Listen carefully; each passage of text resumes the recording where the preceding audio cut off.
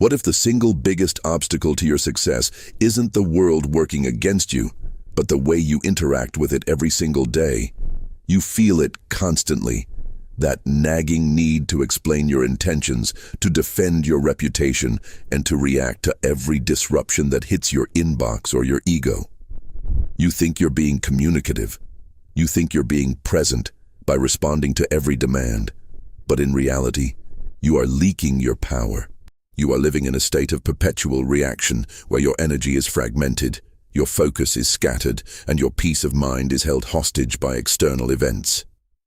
The ancient Stoics understood a truth that we have completely forgotten in this age of constant noise. Silence is not the absence of power. It is the ultimate expression of it. When you speak before you act, you diffuse your energy. When you react before you think, you surrender your sovereignty. But there is a way to reclaim your life. There is a way to become the architect of your own reality instead of a passenger in someone else's.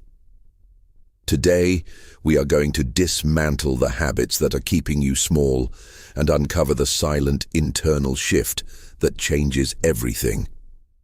If you are tired of feeling drained by the world and are ready to stand firm, regardless of what happens around you, pay close attention. This is not just a philosophy. It is a fundamental reconfiguration of how you move through life. The noise stops today. Let's begin. Most people assume their struggles come from a lack of talent, a lack of resources, or simply bad luck. You work hard, you show up, and you try to do the right thing, yet you still feel a gnawing sense of instability. You feel as though, no matter how much effort you expend, you are never truly in control of your own direction. You're like a ship with a hole in its hull. You're rowing as hard as you can, but the water of external expectations and emotional reactivity is constantly seeping in, dragging you down. The problem isn't that you aren't trying. The problem is that you are leaking. Every single day you are engaged in an unconscious ritual of depletion. Think about how often you offer an unsolicited opinion, how often you jump to defend your character against someone who doesn't matter, or how often you narrate your intentions to gain applause before the work is even finished. We live in an era that treats transparency as a virtue, but this is a trap.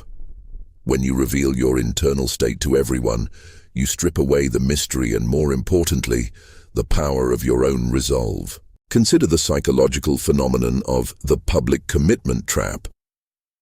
When you tell someone what you're going to do, your brain often releases the dopamine associated with the achievement before you have actually lifted a finger. You feel the satisfaction of the goal without having done the labor. You've signaled your virtue, you've gained your validation, and your nervous system signals that the task is complete. This is why so many of your ambitions remain fantasies. You are literally talking them out of existence. Furthermore, you are constantly reactive.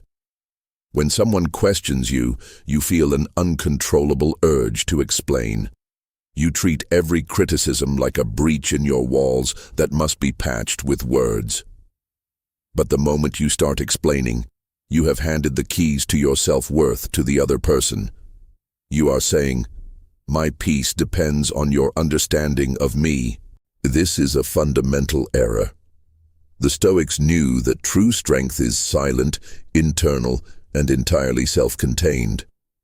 By constantly trying to be understood, you ensure that you will never truly be in command of yourself. You are living in a state of performance rather than presence. You are an actor on a stage, waiting for the audience to tell you if you are doing a good job, rather than being the director who knows exactly what the script requires. The invisible leak is this: you are prioritizing the world's perception of you over your own internal reality. If you want to stop leaking, you must first acknowledge that your need for external feedback is the very thing keeping you trapped in mediocrity. Most people spend their lives reacting. Few learn the power of remaining calm, silent, and in control. If something in today's message resonated deeply with you, it's because a stronger version of yourself is trying to emerge. Thousands have already discovered the principles inside the silent power, and many say they wish they had learned them years earlier. Plus 5. Exclusive bonuses. The silent power reveals timeless Stoic lessons for mastering emotions, building unshakable confidence, commanding respect without speaking, and developing the mental strength that cannot be broken by criticism, rejection, or adversity. The question is simple. Will you continue reacting to life, or start mastering it? Get instant access through the first pinned comment and begin your journey toward true self-mastery today. In the previous chapter, we identified the invisible leak, the tendency to scatter your energy by seeking validation and responding to every external demand. But there is a secondary, far more insidious error that keeps you tethered to the status quo. Your pathological need to hold, express, and defend personal opinions on matters that do not concern your own character or development. You treat every event, every news headline, and every social conflict as a personal referendum. You feel compelled to take a side, to have a take, and to make your position known. In doing so, you are not exercising your intellect. You are chaining your peace of mind to the chaos of the world. The error here is the assumption that your value is tied to your ability to weigh in on things. We have been conditioned to believe that having an opinion on everything is the mark of an engaged, intelligent citizen. Stoicism suggests the exact opposite. Marcus Aurelius frequently reminded himself that he did not need to have an opinion about everything. He noted that things are not inherently good or bad, they just are. When you force an opinion onto a situation, you create a layer of emotional friction. You take an objective event and wrap it in your own subjective anger, frustration, or pride. Once you have taken a stand on a trivial issue, you are suddenly invested in the outcome. You are no longer an observer. You are now a participant in a struggle you have no control over. This is the opinion trap. Every time you share an unbidden opinion or argue a point that does not advance your own growth, you are essentially burning fuel for a fire that isn't yours. Imagine walking through a busy marketplace and stopping to get angry at every merchant for the quality of their fruit. It is exhausting, it is useless, and it changes nothing. Yet, you do this daily on digital platforms and in social circles. You are exhausting your mental bandwidth on things that cannot be changed by your commentary. The psychological mechanism at play here is the ego defense. Your mind wants to feel relevant. By holding strong opinions on complex global or social issues, your ego creates an illusion of control. It says, if I have the right perspective, I am safe. But this is a fragile comfort. The moment someone challenges your opinion, your ego feels a direct threat. You are no longer thinking about truth, you are thinking about winning. You are no longer in pursuit of wisdom. You are in pursuit of validation. To break this cycle, you must practice what the Stoics called the suspension of judgment. It is the intentional act of refusing to label something as inherently good or bad until it is necessary to act upon it. When you remove the need to have an opinion, you reclaim your mental energy. You start to see the world as it is, a neutral landscape of events, rather than a battleground where your ego must constantly fight for territory. You stop being a spectator who is constantly outraged and start being an operator who is constantly focused on their craft. You have understood that you are leaking energy and that your need for opinions is a trap. Now we must introduce the surgical tool that bridges the divide between being a victim of your impulses and becoming the master of your reality. This tool is known in Stoic practice as the strategic gap. Most people operate on a system of direct drive reactivity. Stimulus hits, you respond. Someone cuts you off in traffic. You get angry. A notification pops up on your phone. You feel a compulsion to check it. A colleague makes a snide comment. You defend yourself immediately. Your nervous system is wired to turn every external stimulus into an immediate, often self-destructive, internal state. The Stoic habit, which is profoundly under-practiced in our hyper-connected world, is the intentional widening of the gap. It is the deliberate, physical and mental act of pausing between the event and your response. This is not about passivity. It is about reclaiming the sovereignty of your mind. By introducing a gap, even if it is only 3 to 5 seconds, you move from being a biological machine that reacts to a conscious agent that chooses.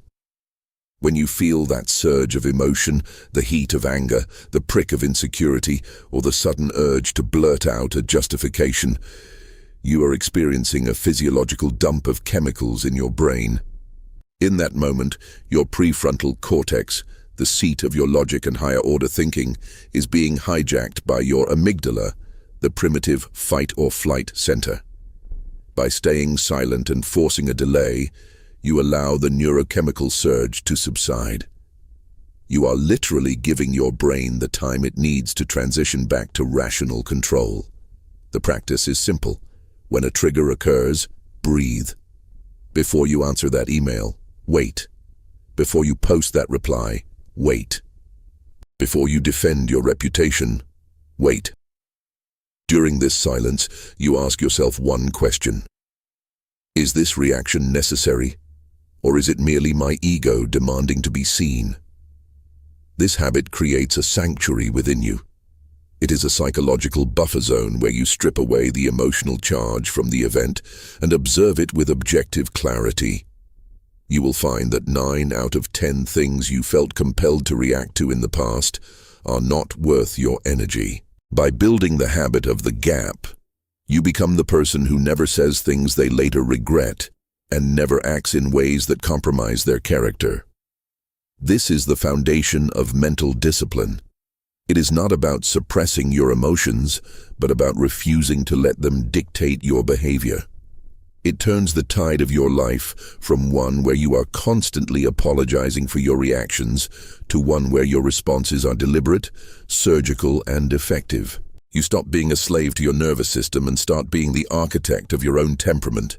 Viral title and thumbnail options. Title options. The biological trap. Why your brain sabotages your silence. The reward circuit. Understanding why you can't stop talking. The neuroscience of silence. How to hack your impulses. Why your brain craves approval and how to reset it. The hidden wiring that makes you reactive. Thumbnail. Text. Options. Rewiring your brain. Stop the dopamine loop. The biology of silence. Your brain is tricking you. Master your chemistry. Chapter 4. The chemistry of the I. Impulse, the psychological mechanism. To truly master silence, you must stop viewing your tendency to talk, explain, and react as a mere bad habit. If you treat it as a moral failing, you will only feel shame, which leads to more anxiety and more talking. Instead, you must understand the underlying biological machinery. You are not weak. You are simply running on an outdated evolutionary operating system that is being exploited by the modern world. At the core of your urge to announce your plans, defend your reputation, and seek constant validation is the dopaminergic feedback loop. Dopamine is not just a pleasure chemical, it is the brain's anticipatory chemical. It is designed to drive you toward survival behaviors. In our ancestors' environment, signaling your status to the tribe, gaining immediate feedback, and defending your position were critical to survival. If you didn't belong to the tribe, you perished. When you post an idea online and receive a like, or when you verbally defend yourself and win a social argument, your brain experiences a spike in dopamine. Your primitive brain registers this as a survival victory. You have successfully navigated social terrain. However, this system is now weaponized. Every notification is a digital hit of potential social standing. Every comment is an opportunity to chase that same hit. You are literally addicted to the feedback loop of external validation. This is why you feel a physical itch to check your phone or respond to a provocation. Your brain is craving the chemical reward that comes from external engagement. This is the hidden trap. The brain cannot distinguish between doing the work and talking about the work when it comes to social signaling. When you announce your goals to your friends, your brain receives a microdose of reward as if you have already achieved them. This is known as social reality. Because your brain feels the dopamine hit of the announcement, it loses the motivation to perform the hard, silent labor required to actually execute the goal. You are effectively consuming your ambition through your words. To overcome this, you must apply a principle of Stoic cognitive reframing. You must become a scientist of your own mind. When you feel that urge to speak or react, recognize it not as a necessity, but as a chemical impulse, a ping from your primitive brain. Use the naming technique. Label the feeling. Say to yourself, "This is just my dopamine-seeking mechanism firing." By naming it, you move the activity from the impulsive amygdala to the rational prefrontal cortex. You are effectively placing a firewall between your impulses and your actions. You acknowledge the urge, you feel the itch, but you refuse to provide the chemical reward. By withholding the reaction, you begin to starve the addiction. Over time, you stop needing the external hit to feel satisfied. You shift your brain's reward structure from seeking external signaling to seeking internal congruence.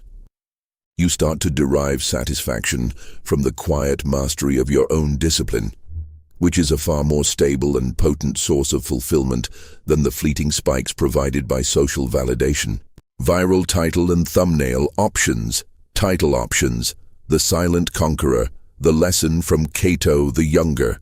How the Stoics used silence to win wars, and how you can too. The Unbroken Will. Learning from the most disciplined Stoic in history. Silence as a strategy. What history's greatest Stoic can teach you. Why the most powerful Stoics were silent, a historical masterclass. Thumbnail text. Options. The Silent Conqueror. How Cato won.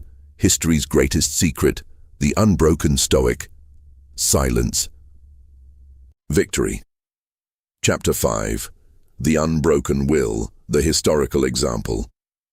To truly understand that silence is not passivity, but a weapon of immense strategic value, we must look beyond abstract philosophy and examine the life of one of history's most formidable Stoics, Cato the Younger. In the Roman Senate, amidst a sea of politicians who thrived on rhetoric, grandstanding, and the manipulation of public opinion, Cato stood out by doing exactly the opposite. While his peers spent their days crafting elaborate speeches to gain favor, Cato often remained silent until the crucial moment. When he did speak, he did not seek applause. He delivered the truth with a weight that shook the foundation of the Senate. The defining characteristic of Cato was his unbroken will. He lived in a time of extreme political corruption, where his enemies constantly tried to provoke him into impulsive reactions. They insulted him, they mocked his austere lifestyle, and they baited him into arguments. A lesser man would have lost his temper, defended his reputation, and burned his energy in a futile attempt to explain himself to people who were morally beneath him. Cato, however, utilized a profound form of silence. He treated their insults as if they were wind against a mountain. By refusing to engage in their petty battles, he remained the only man in the room whose authority could not be bought or undermined. There is a specific story of Cato that illustrates this perfectly. During a debate, an opponent once spat on him during a heated exchange. Most people would have responded with violence or a verbal lashing. Cato did not even flinch. He simply wiped the spit from his face, looked at the man with calm, icy detachment, and continued his argument as if nothing had happened. By refusing to react, he rendered his opponent's attempt to humiliate him entirely impotent. He proved that no external force could move him from his path, because his path was defined by his own internal principles, not by the reactions of others. This is the historical lesson of the silent center. Cato understood that your opponents, whether they are toxic colleagues, critics, or life's unexpected obstacles, often want nothing more than to see you become emotional. They want to see you crack, because when you crack, you lose your precision. When you become angry or defensive, you lose your ability to make objective decisions. Cato's silence was his armor. It allowed him to keep his focus entirely on his objective, the preservation of the Roman Republic's integrity. You can apply this same historical principle today. When you are provoked, do not see it as an attack on you. See it as an attempt to lure you out of your center. When you hold your silence, you are effectively wiping the spit off your face and continuing your work. You are showing the world that you are not a puppet to be moved by their strings. You are a sovereign individual who decides what is worth your energy and what is merely noise. Cato didn't win because he was the loudest. He won, in the eyes of history, because he was the most immovable. If you want to build that level of strength, you must stop being the person who reacts to the provocation and start being the person who remains standing in silence long after the drama has faded. Viral title and thumbnail options. Title options: The 30-second rule, a Stoic exercise to kill impulsivity. Stop saying yes. How to practice strategic silence.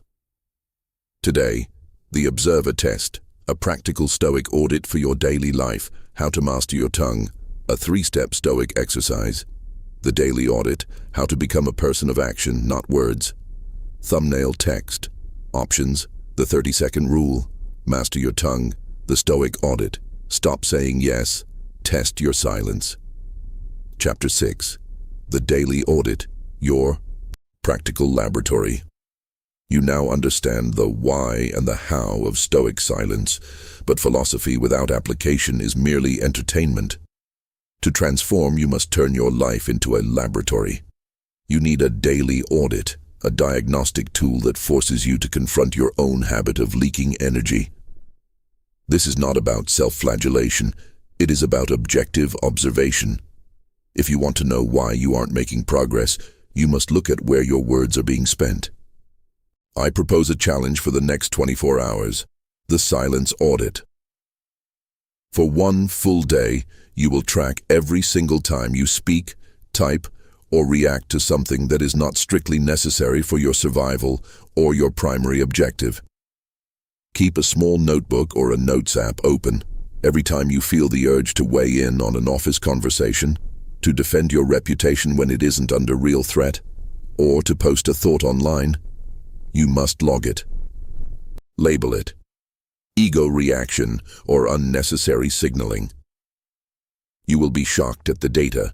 You will find that upwards of 70% of your daily communication is not functional, it is performance. You aren't conveying information, you are signaling your existence to the tribe, begging for acknowledgement. This audit is the first step toward cognitive sovereignty. By writing these instances down, you create a mirror. You stop being the person who is the reaction, and you become the person who witnesses the reaction. Once you have identified the source of your leaks, you must apply the 3-filter test before every utterance.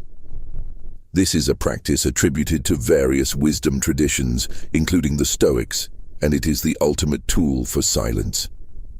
Before you speak, ask, is it true? If you aren't certain, stay silent. Is it necessary? Does this advance my goal or bring clarity? If not, stay silent. Is it kind? Does it contribute to the well-being of the situation? If it is merely a complaint or a jab, stay silent. If your thought fails even one of these filters, your duty is to hold your tongue. This is a massive shift in identity. You are no longer someone who speaks because they have a voice. You are someone who speaks because they have something of value to offer. Finally, practice the silent response. The next time someone baits you into a debate or a defense, offer them nothing but a calm, neutral gaze or a simple, "I hear you." Do not provide the fuel of a counter-argument. Watch how their energy collapses when they realize they cannot provoke a performance out of you.